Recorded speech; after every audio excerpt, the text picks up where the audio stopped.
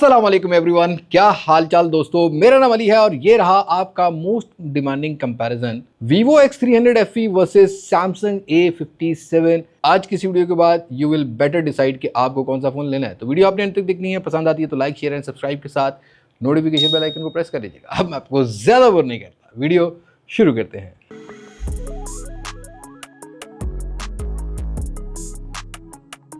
तो comparison start करने से पहले मैं आपको एक चीज़ क्लियर कर दूं कि प्राइस का कंपैरिजन हमने ओवरसीज पाकिस्तानियों के लिए भी रखा है, जिसको हम एंड पे डिस्कस करेंगे। जैसे कि यूएई की मार्केट है, यहाँ सऊदीया की मार्केट है, इधर से भी पाकिस्तानी पूछते हैं तो उनको हम लोग एंड पे डिस्कस करने वाले हैं।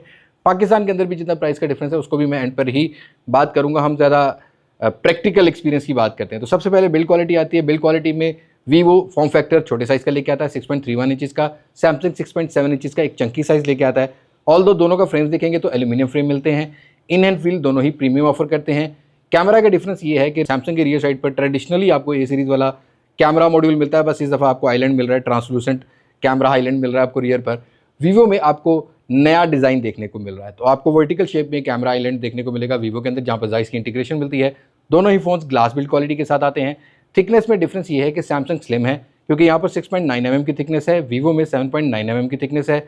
वेट में वीवो 191 ग्राम का है और सैमसंग 181 ग्राम के अराउंड लेके आता है।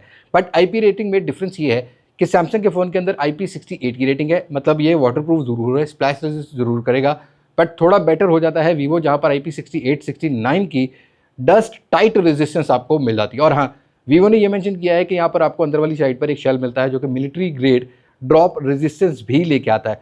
ओवरऑल डिज़ाइन के हिसाब से नया और एक कॉम्पैक्ट साइज़ के हिसाब से 10 में से 9 नंबर हम वीवो को देंगे।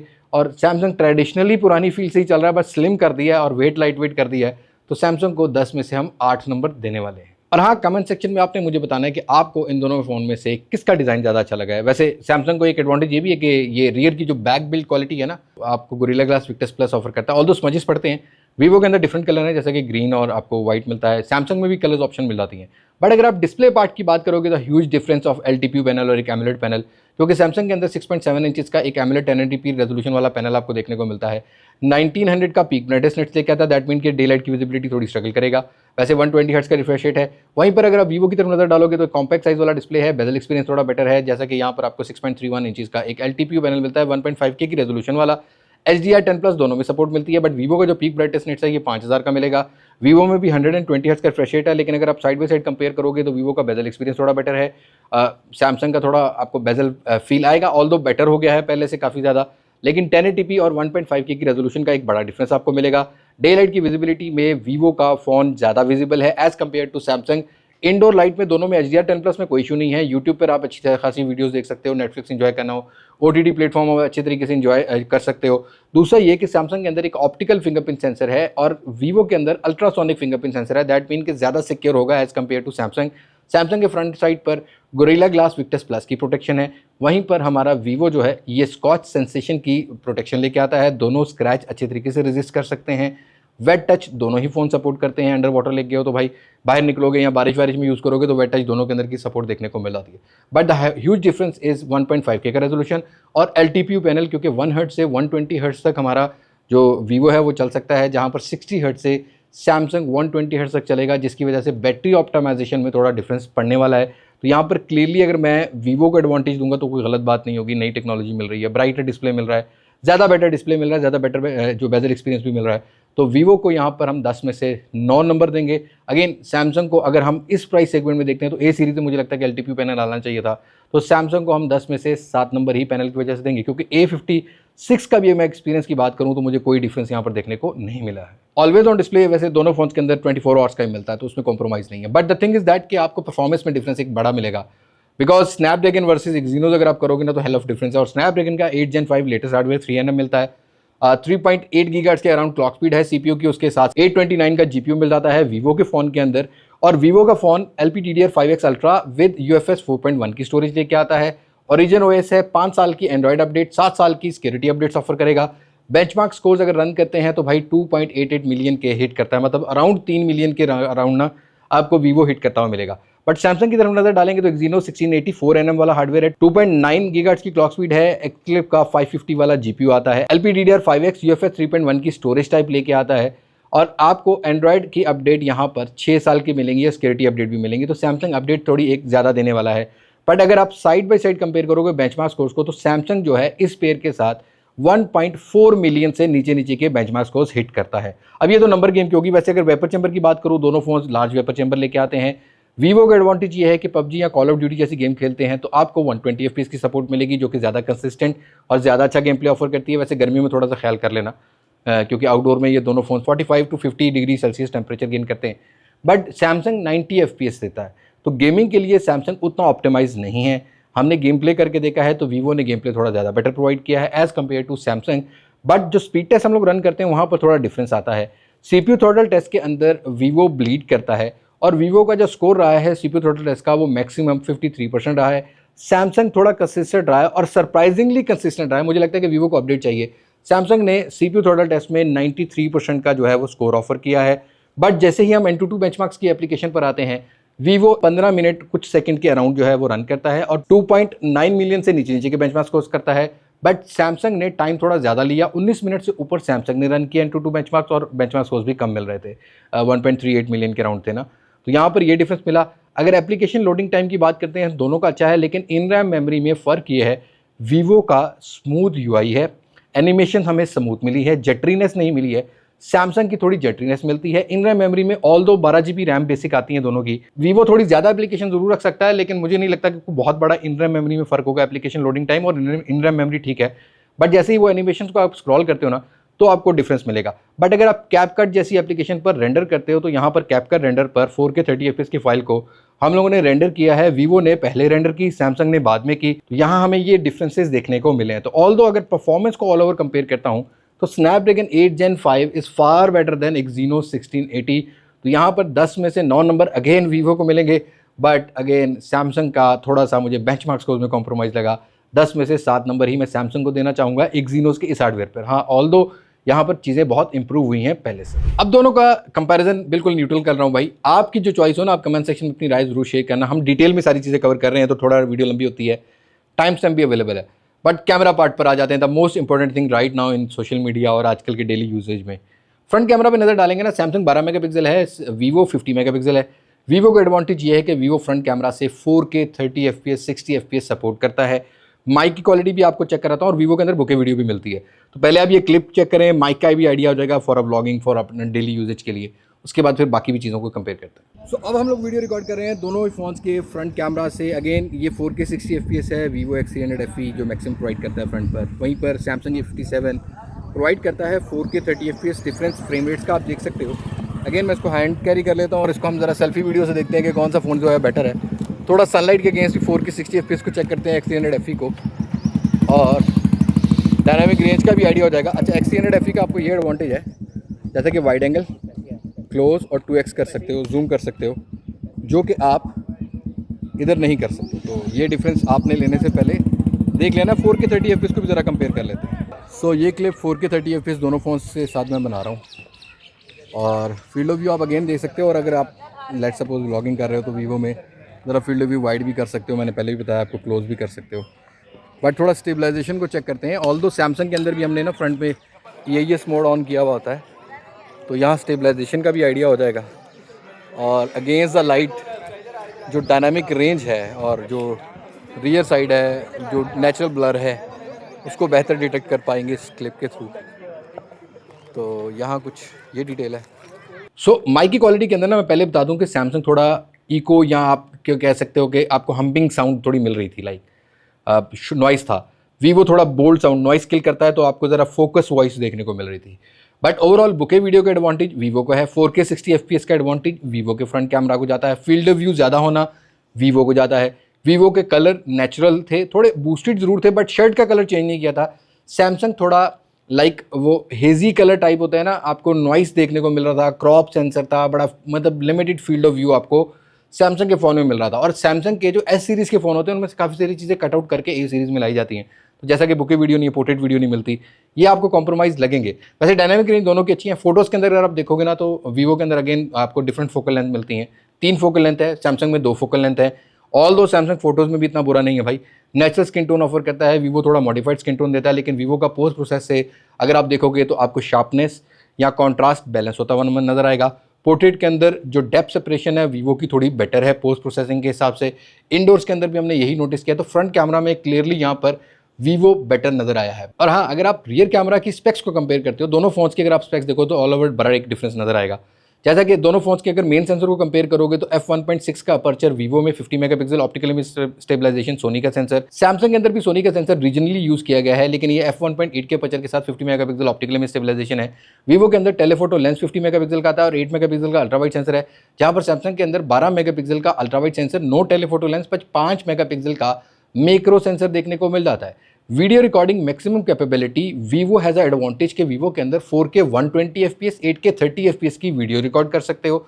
सैमसंग 4K 30 FPS तक लिमिटेड रहता है।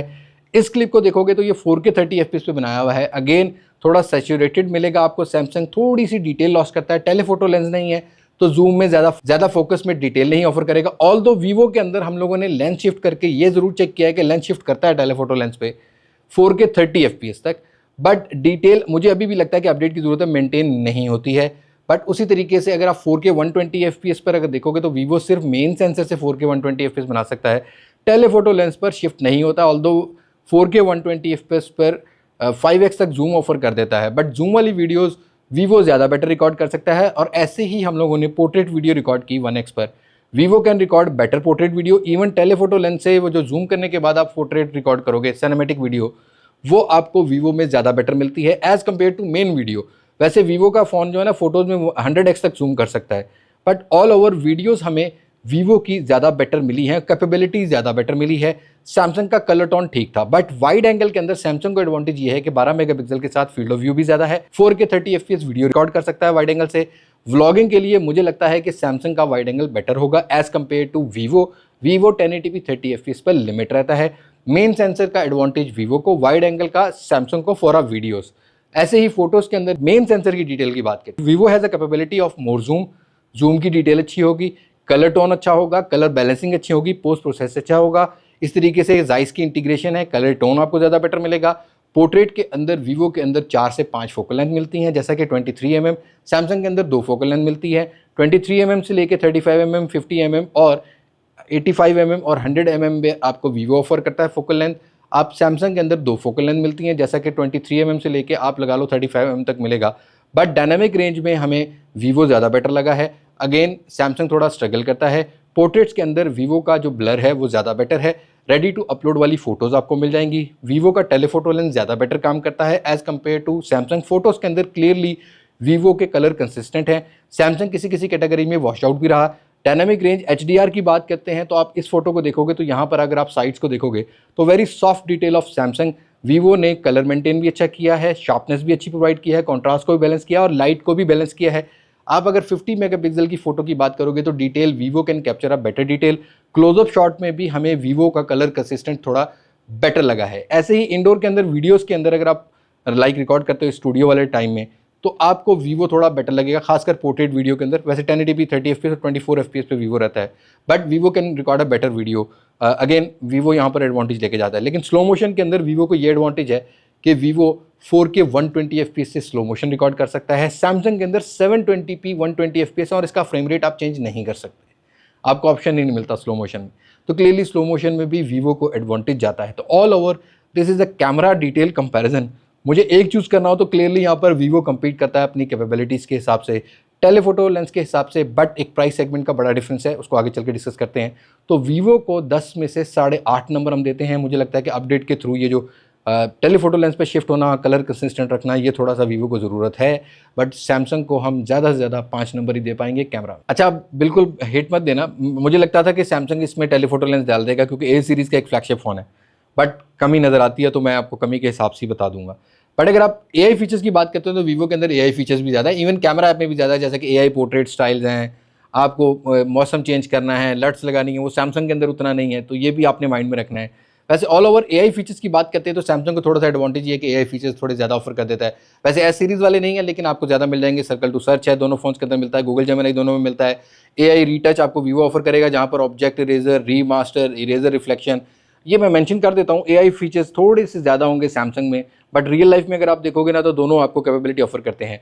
डायलर का फ़र्क ये है कि सैमसंग के अंदर आप कॉल रिकॉर्डिंग नहीं कर सकते, वहीं पर वीवो के अंदर ऑटो कॉल रिकॉर्डिंग वाला ये जो ओरिजिन ओएस आया ना, इसके अंदर आपको डायलर मिलता है, तो वो आप रिकॉर्ड कर सकते हो। एनएफसी दोनों फोन्स के अंदर देखने को मिल जाता है। 5G बैंड की बात करेंगे तो 13 बैंड सैमसंग ऑफर करता है, 18 बैंड हमें वीवो के अंदर देखने को मिलते हैं 5G के। IR ब्लास्टर हमारे वीवो के फ़ोन में है जो कि सैमसंग के फ़ोन में नहीं मिलता। ई सिम दोनों फ़ोन्स के अंदर सपोर्ट मिलती है। USB 2.0 की दोनों फोन सपोर्ट लेके आते हैं। वाईफाई 6E की सपोर्ट हमें सैमसंग में मिलेगी और वाईफाई 7 की सपोर्ट हमें वीवो में मिलती है। बाकी दोनों फोन ब्लूटूथ 6.0 को सपोर्ट करते हैं। डुअल स्पीकर क्वालिटी दोनों फोन्स की डिसेंट है, आप ये क्लिप चेक कर सकते हैं।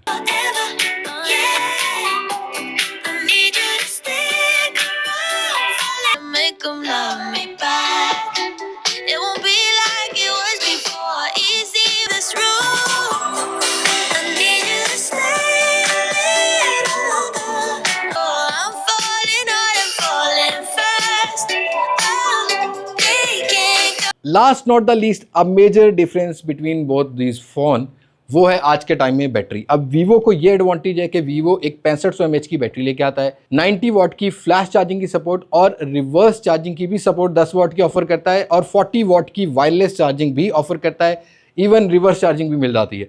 तो वीवो को ये एडवांटेज है कि चार्ज जल्दी होगा, अगेन बैटरी टाइमिंग थोड़ी ज़्यादा मिल जाएगी। सैमसंग के बॉक्स में चार्जर भी नहीं आता और 5000 mAh की बैटरी है। वैसे ये फ़ोन 45 वाट की फास्ट चार्जिंग ऑफर करता है। No wireless charging, no reverse charging फिलहाल आपको सैमसंग के फ़ोन में मिलती है। और अगर आप बैटरी टाइमिंग की बात करोगे तो क्लियरली 1500 mAh से वीवो थोड़ा बेटर बैटरी टाइमिंग ऑफर कर देगा। ये आपके बिहेवियर पर डिपेंड करता है कि आपने ब्राइटनेस कितनी रखी है, सिम नेटवर्क पर चला रहे हो डाटा या आप वाईफाई पे चला रहे हो। वैसे दोनों फोन्स के स्टैंड बाय टाइम में वीवो 4 घंटे ज़्यादा चल जाएगा डिपेंडिंग आपके पर्सनल बिहेवियर पर।